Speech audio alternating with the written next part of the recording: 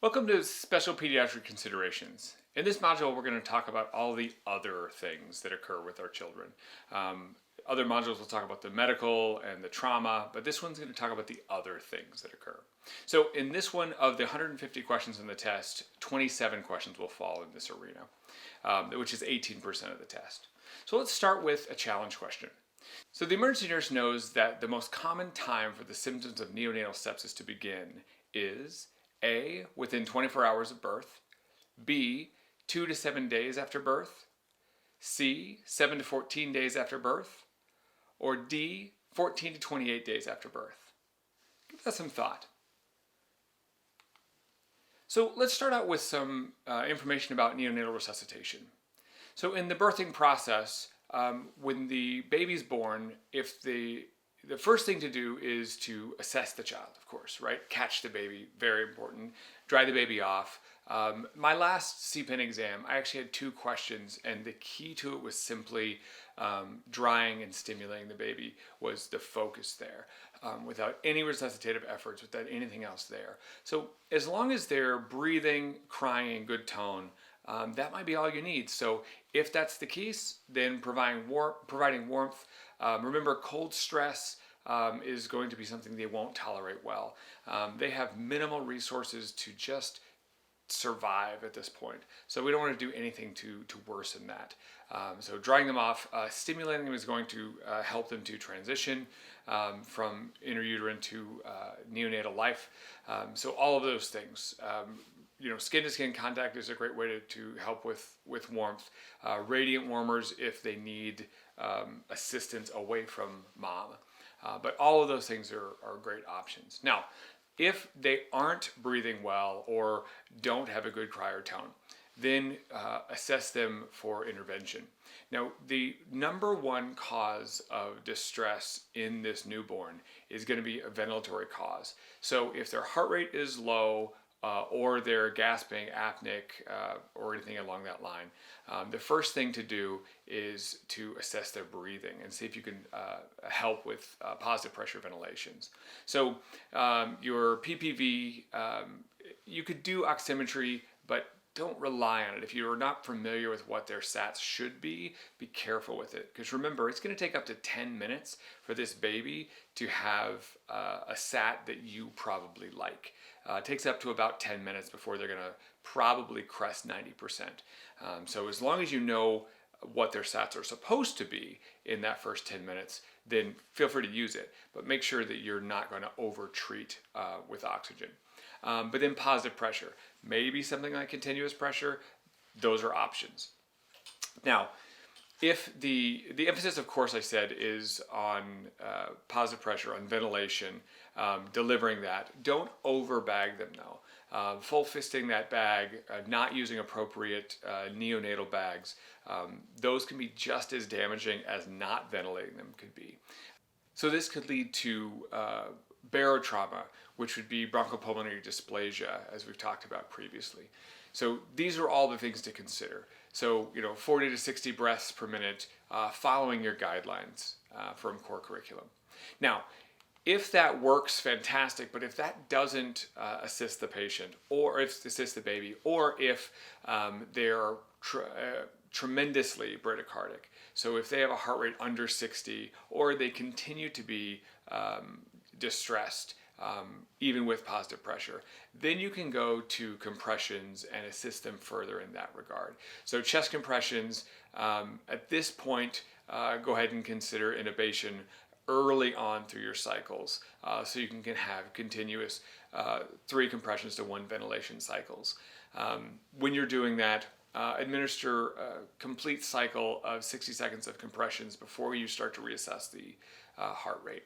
All of these are important pieces. Now, continuing on with drugs would be fine, but remember, epinephrine is really the only thing you're probably going to consider in this arena for pharmacological interventions.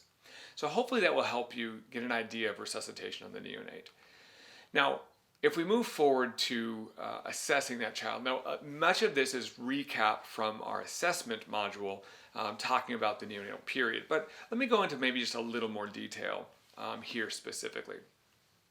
We understand that normally we have a flexed tone. This neonate should assume a a relaxed flexed tone. So if it's too limp, they have that dish rag appearance, that's of course abnormal. Generally it's going to be some sort of overstressor. They don't have the resources to maintain the muscle tone. But they could also have a hypertonia where they have a tight, locked up flexed tone. That would also be a sign of concern. So look into that. Neurologic dysfunctions or injuries might be a precipitator for that. So both are poor signs. So assessing that tone, but it should be a relaxed flexed tone. Now, when you're looking at the stump should be healthy, supple. There should be pink skin at its base, but concerns would of course be, any signs of redness, leakage of pus, bad smell, any of those things. Your standard signs of infection, but that should be going. Now, there's many interventions that can be done, and many families will have their own ideas of what they want to do for the stump. But generally, we just want in the immediate time frame, while they're in our care, watching for standard signs of wound infection and go from there. Now, when you're assessing the neonate, like you would any child, as I've mentioned in the assessment module, looking for cyanosis, pallor, and modeling. Here I wanted to just show you images and really kind of walk through it. But if you look, they're all the same troubles. It's distress on that child. This is the child showing you that it can't tolerate whatever stressors on it. So some of the stressors that you see repeatedly here, sepsis, shock, congenital defects, that's repeated over and over and over. Pallor is vasoconstriction. They're having some sort of vasoconstrictive or sympathetic response, so a stressor, right? Modeling, again, it's a vasoconstrictive effect that's pulling the blood away from the peripheries. Or it could be dilatation that's causing pooling of blood, but more commonly it's that poor perfusion though, and that's what's leading to that modeling. So anything that would cause that will lead to a modeled child. And then cyanosis, again, the same basic idea. Cyanosis would be deoxygenated blood in that tissue or deoxygenated tissue. So that's what's going to turn it. So all of those have similar causes, which would be hyperperfused tissue, stressed patient, compensatory mechanisms engaged, but watching for them and seeing what that they're not normal signs, and the child needs intervention. Now, vital signs, again, we've touched on this before, understanding what's normal so that you can see what the abnormals are. When you're looking for heart rate, so bradycardia is something we should really look closely at. Hypoxia is probably the number one cause here.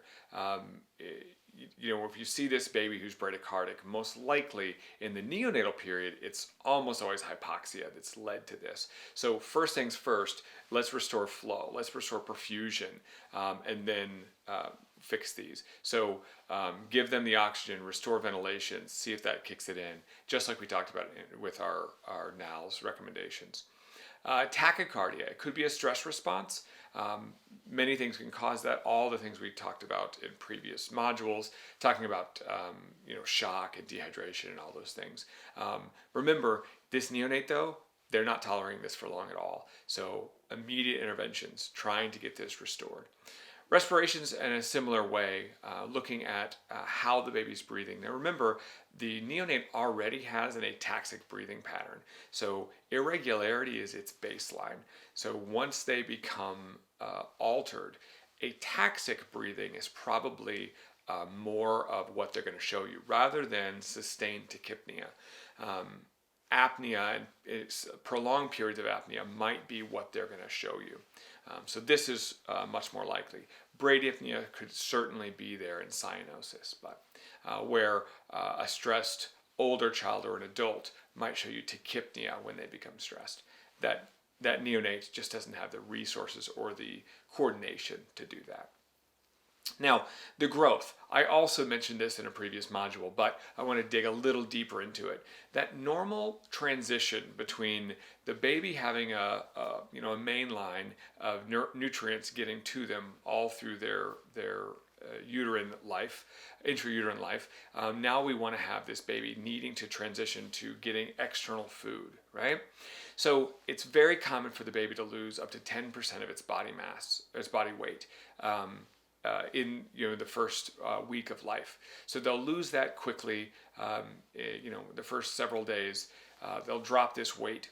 And then they should restore that, though, by 10 days ish. They should restore that back up.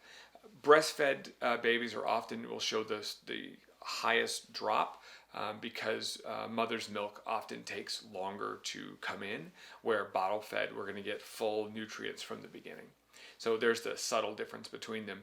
The only difference there with bottle fed, sometimes if the baby can't break down that formula, if it's not the right formula for them, where breast milk is generally easier to break down for the baby, and they'll take it in easier. So there's a little bit of the trade-off. But in general, we say the weight loss is more prominent in breastfed.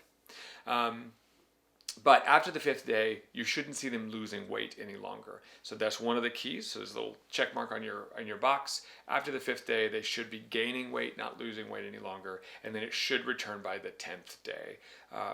If there's not, we look for something else going on, something else that might be a problem. So there you go. I also gave a little bit of information there at the bottom, talking about normal patterns for feeding, just to kind of help out. Generally, that's not the question on the test, but for reference, I thought that would be helpful. Now, thermoregulation. Another thing that's important. I keep talking about the stressors, but remember, the neonate doesn't have the ability to thermoregulate. All that fluid in their interstitial layer creates this sort of blanket around them that just evaporates off any heat that they might build. This is why it's really up to us to help them stay warm. So that's why swaddling and covering and all those things are super important at this age. Now, so that's why they can get cold, but the effects of temperature are just the same as it would be on anybody else, but they don't tolerate it very well. So the cold stresses I listed up here for you. Increase their stress, they're going to need more. Well, they can't give more. So they're activity intolerant or stress intolerant. So they'll need more glucose, but they don't have it. They'll need more oxygen, but they don't have it. They'll create cellular manifestations like acidosis, and they can't clean it up. So they don't have the organs to carry away or process out this anaerobic respiration or anaerobic metabolism they've been doing. So all of these things set this neonate up for failure. So our job is to make sure they never get there. Now, it's really just as bad to get them too hot as well. Although I will say hyperthermia in the neonate is much more unlikely because all those reasons I said. It's hard for them to make heat, so it's not nearly as likely for them to be febrile. If they are febrile, it should be a big concern. Usually that is us overwarming them for some reason, but it can be problematic.